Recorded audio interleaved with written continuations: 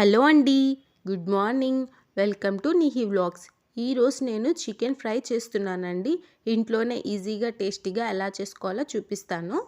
దానికోసం నేను ఫస్ట్ అయితే ఒక పావు కేజీ చికెన్ తీసుకొని బాగా 2 సార్లు కడిగానండి. ఇలా కడిగిన చికెన్ని నేను ఒక బౌల్లో తీసుకొని దాంట్లో కొంచెం పసుపు, ఉప్పు అలాగే 1 స్పూన్ అల్లం వెల్లిపాయ పేస్ట్ అయితే వేసి బాగా కలుపుకుంటున్నాను. దీన్ని నేను ఒక 15 నిమిషాలు పక్కన పెట్టేస్తాను. ఇప్పుడు మసాలా కోసం నేను 3 స్పూన్ల ధనియాలు, 6 లవంగాలు, 2 బిర్యానీ ఆకులు, 2 ఇంచుల దాల్చిన చెక్క, 1 స్పూన్ మిరియాలు, ఒక యాలకు, అనాస పువ్వు అలాగే కొంచెం జాపత్రి అయితే తీసుకుంటున్నాను.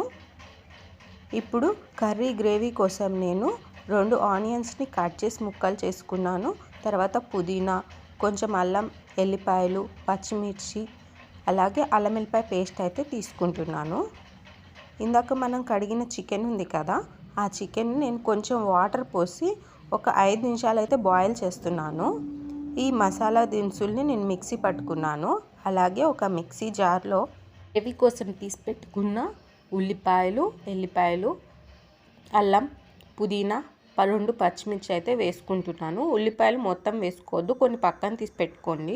దీన్ని ఇలా నేను పేస్ట్ చేసుకున్నాను. చూశారు కదా, 5 నిమిషాల్లో చికెన్ ఇలా ఉడికిపోయిందనమాట. ఆయిల్ సపరేట్ అయిపోయింది. ఇప్పుడు నేను స్టవ్ మీద ఒక గిన్నె పెట్టుకొని ఆ గిన్నె హీట్ అయ్యాక అందులో కొంచెం ఆయిల్ వేసుకున్నాను.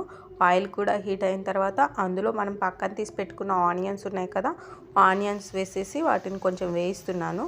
అవి కొంచెం వేగిన తర్వాత మనం గ్రేవీ కోసం తీసి పెట్టుకున్న మిశ్రమం ఉంది కదా, అది కూడా వేయిస్తున్నాను. ఇప్పుడు నేను 1 స్పూన్ అల్లం వెల్లిపాయ పేస్టు, 2 పచ్చిమిర్చి చీలికలు అలాగే కొంచెం పసుపు అయితే వేసేసి నేను కలిపెట్టుకుంటున్నాను అనమాట.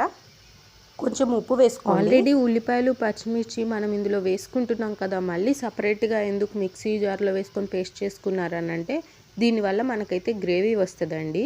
ఇప్పుడు ఇలా ఉడికిన తర్వాత ఇందాక మనం బాయిల్ చేసి పెట్టుకున్న చికెన్ ఉంది కదా, అది కూడా వేసుకోండి. వేసుకొని ఒక 2 నిమిషాలు అలా బాగా ఉడకనివ్వండి. అందులో ఉన్న నీళ్ళు అనేవి సపరేట్ అయిపోవాలన్నమాట. ఇప్పుడు ఇందులో మనం 1 స్పూన్ కారం, ఇందాక మనం మిక్సీ పట్టుకున్న మసాలా వేసుకొని బాగా తిప్పుకోండి.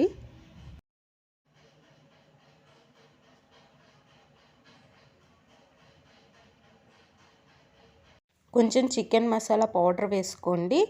అలాగే దీని మీద గార్నిష్ చేసుకోండి కొత్తిమీర, పుదీనా, ఆనియన్స్ తోటి.